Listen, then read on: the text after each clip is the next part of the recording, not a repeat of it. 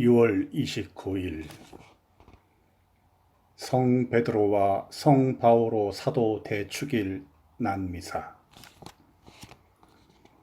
제1독서 사도행전의 말씀입니다. 그 무렵 헤로데 임금이 교회에 속한 몇몇 사람을 해치려고 손을 뻗쳤다. 그는 먼저 요한의 형 야고보를 칼로 쳐 죽이게 하고서 유다인들이 그 일로 좋아하는 것을 보고 베드로도 잡아들이게 하였다.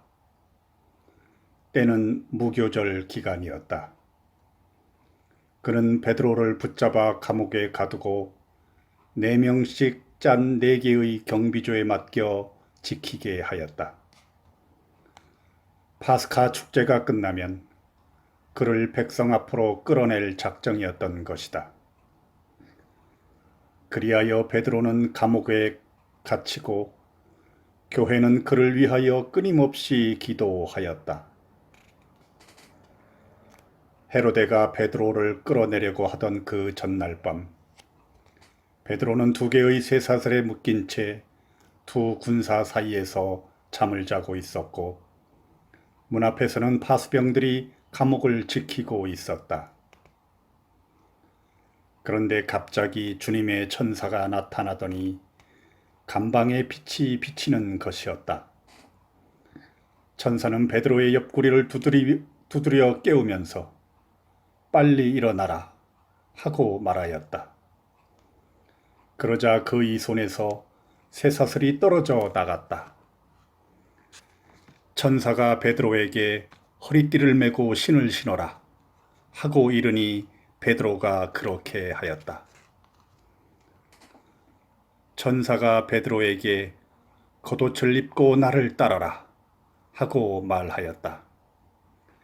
베드로는 따라 나가면서도 천사가 일으키는 이 일이 실제인 줄 모르고 환시를 보는 것이려니 생각하였다. 그들이 첫째 초소와 둘째 초소를 지나 성 안으로 통하는 쇠문 앞에 이르자 문이 앞에서 저절로 열렸다. 그래서 밖으로 나가 어떤 거리를 따라 내려갔는데 천사가 갑자기 그에게서 사라져 버렸다. 그제야 베드로가 정신이 들어 이렇게 말하였다. 이제야 참으로 알았다.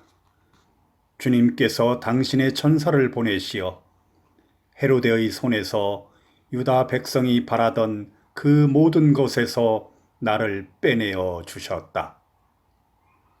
주님의 말씀입니다. 제2독서 사도 바오로의 티모테오 2서 말씀입니다. 사랑하는 그대여, 나는 이미 하느님께 올리는 포도주로 바쳐지고 있습니다. 내가 이 세상을 떠날 때가 다가온 것입니다.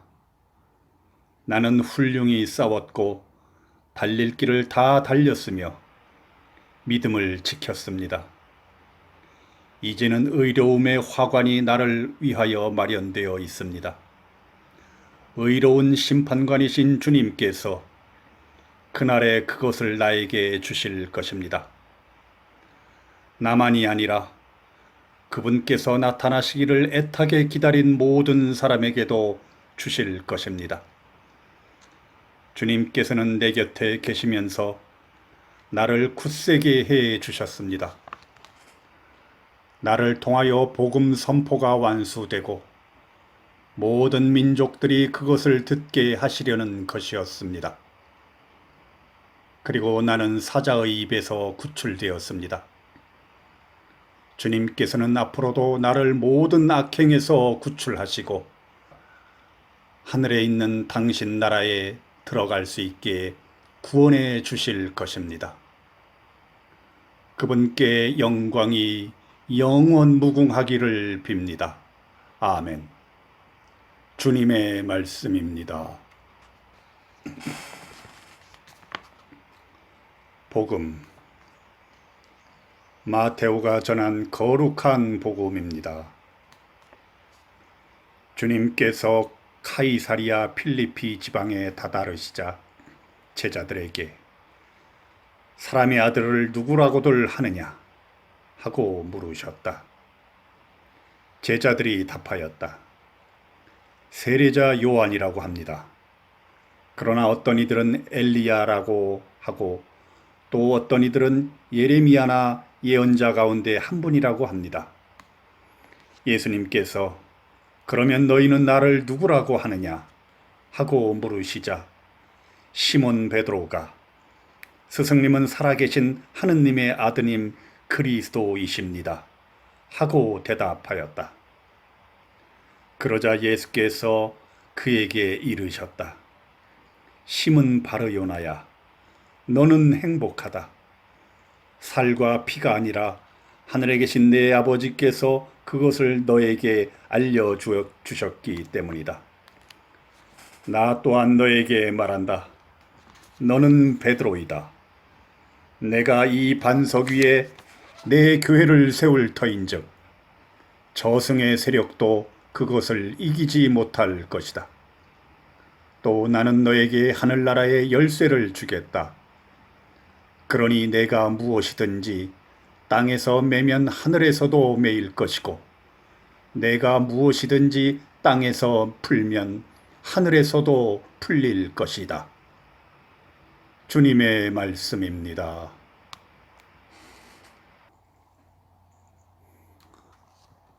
오늘의 묵상. 베드로는 예수님께서 가장 위로를 받으셔야 하는 순간 예수님을 버리고 도망간 사람입니다. 스승님께서 베풀어 주신 그 사랑을 배신한 것이니 그는 큰 죄인이었습니다. 바오로는 무고한 그리스도인들을 붙잡아 감옥에 넘겼고 스테파노를 죽이는 일에 찬동한 사람입니다.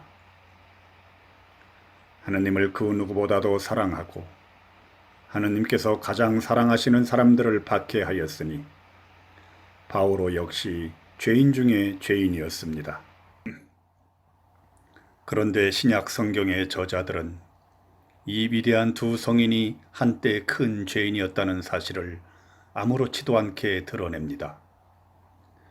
초대교회에서 매우 비중 있는 이 두 사람의 치부를 드러내면 오히려 선교의 걸림돌이 될 법한데도 말입니다.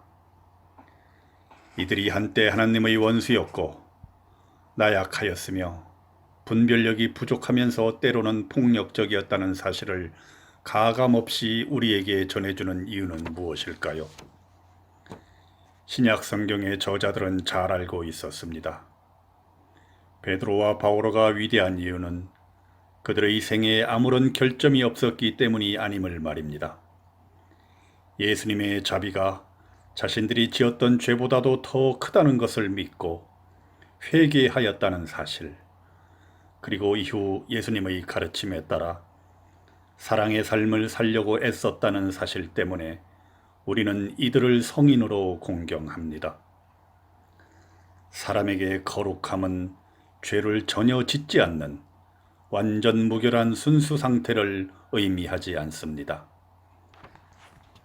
끊임없이 밀려오는 죄, 털면 언제든지 나오는 먼지 같은 그 죄를 솔직하게 주님과 다른 이에게 고백하고 회개하는 자세에서 거룩함은 시작됩니다.